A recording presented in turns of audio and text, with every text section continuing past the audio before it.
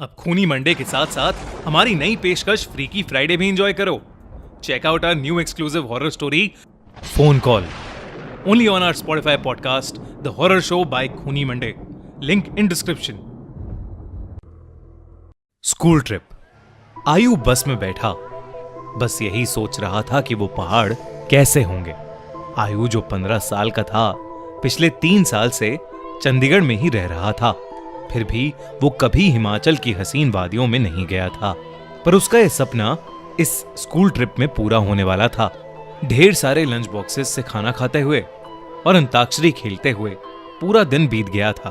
वो शिमला पहुंचने ही वाले थे कि पता नहीं कैसे उनकी बस जो कुछ मिनट पहले एकदम ठीक चल रही थी, उसमें से धुआं निकलने लगा। रात बहुत हो चुकी थी और बच्चे साथ में थे, तो सब टीचर्स ने मिलकर फैसला लिया कि वो पास में ही एक होटल के अंदर रुक जाएंगे और सुबह मैकेनिक को बुलाकर बस ठीक करवाकर शिमला के लिए वहां से निकल जाएंगे। वो लोग पास के एक होटल तक पहुंचे। वो होटल दोनों तरफ से बड़े बड़े पेड़ और पहाड़ों से घिरा हुआ था।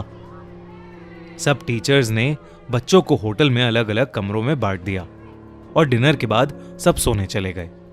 आयु को अपने 2 दोस्तों अमन और रोहन के साथ कमरा मिला था और वो बहुत खुश था क्योंकि वो दोनों उसके काफी अच्छे फ्रेंड्स थे। आयु, अमन और रोहन जब कमरे में गए तो कमरे की खिड़की से उन्हें जंगल के बीचों बीच एक झील दिखाई दी। उन सभी को याद था कि कैसे पिछली स्कूल ट्रिप पर रात में 2 बच्चे ऐसे ही झील पर निकले थे और वो स्कूल के सबसे पॉपुलर बच्चे बन गए। तो उन तीनों ने भी प्लान बनाया कि इस बार वो भी कुछ कारनामा करेंगे। उन्होंने सोचा कि वो होटल से छुपके से निकल जाएंगे और उस झील पर जाकर फोटो खींचकर वापस आ जाएंगे।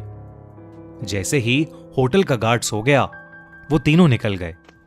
झील दिखने में तो होटल से ज्यादा दूर नहीं लग रही थी, पर वो तीनों करीब आधा 1 घंटा झील की तरफ चले जा रहे थे और जंगल का रास्ता था कि खत्म ही नहीं हो रहा था।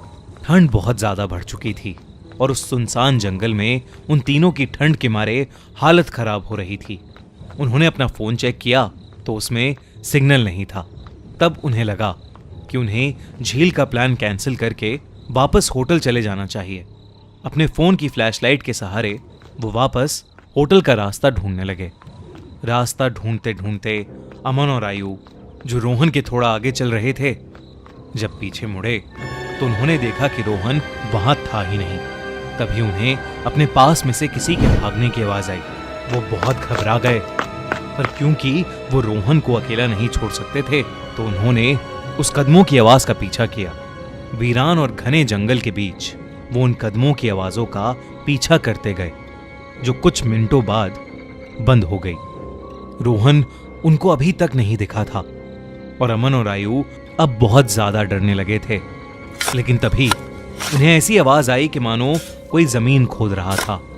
वो धीरे धीरे उस आवाज के पास गए और झाड़ियों के पीछे से उन्होंने देखा कि और कोई नहीं बल्कि रोहन ही जंगल में एक गड्ढा खोद रहा था। उन्होंने डर के मारे रोहन को पुकारा। रोहन उनकी तरफ मुड़ा और उन्हें गुस्से से भरी आंखों से देखने लगा। उसकी आंखें एकदम काली पड़ चुकी थीं, जैसे किसी ने उसके अंदर से आंखें ही निकाल ली हों। अमन रोहन के पास गया और उसने रोहन के कंधे पर हाथ रख के उससे पूछा कि उसे क्या हुआ है। लेकिन रोहन के कंधे पर हाथ रखते ही रोहन अमन के ऊपर चिल्ला उठा और रोहन ने उसे एक बहुत तेज धक्का दिया। अमन काफी दूर जाकर गिरा। रोहन के अंदर कोई अजीब सी शक्ति आ चुकी थी। आयु भागा भागा अमन के पास गया।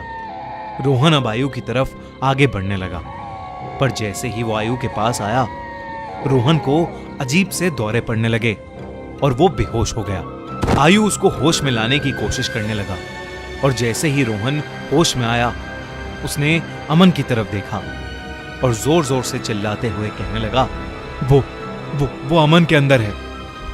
तभी आयु ने देखा तो अमन सर झुकाए नीचे बैठा था।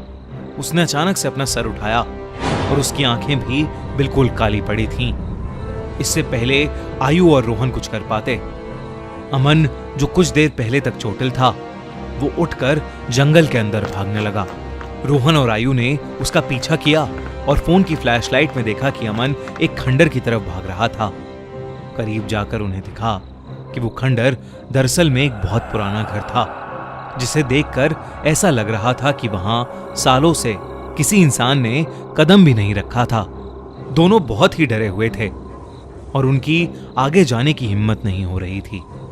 पर अमन को बचाने के लिए आयु और रोहन उस खंडर में घुस गए। ऊपर के एक फ्लोर से उन्हें एक आवाज आ रही थी। वो उस आवाज के पास पहुंचे तो जो उन्होंने देखा उस पर उन्हें विश्वास ही नहीं हुआ।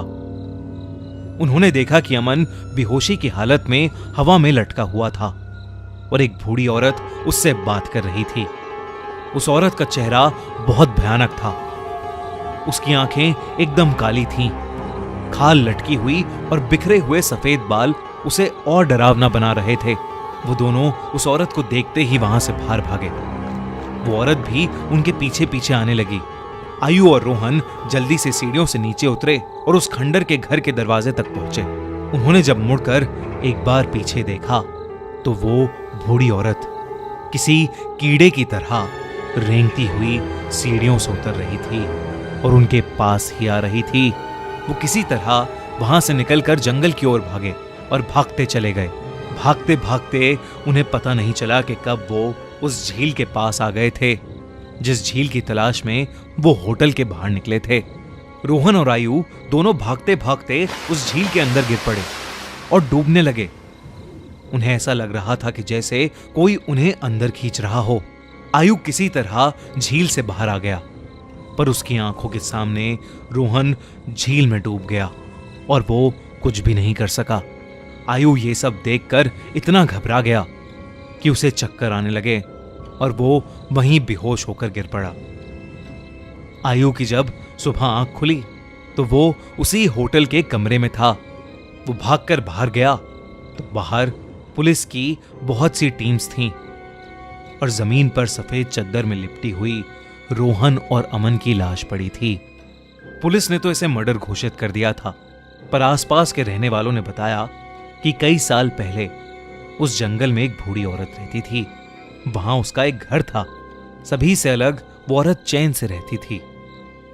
पर एक रोज उसके घर को कब्जाने के लिए पास के गांव के कुछ लोगों ने उसके साथ बदसलूकी की और उसे मारकर उस झील में फेंक दिया। तब से कोई भी इंसान रात में जंगल की ओर या उस झील के पास नहीं जाता। कहते हैं कि उस बूढ़ी औरत की आत्मा अभी भी वहां अपने बदले के लिए भटकती है।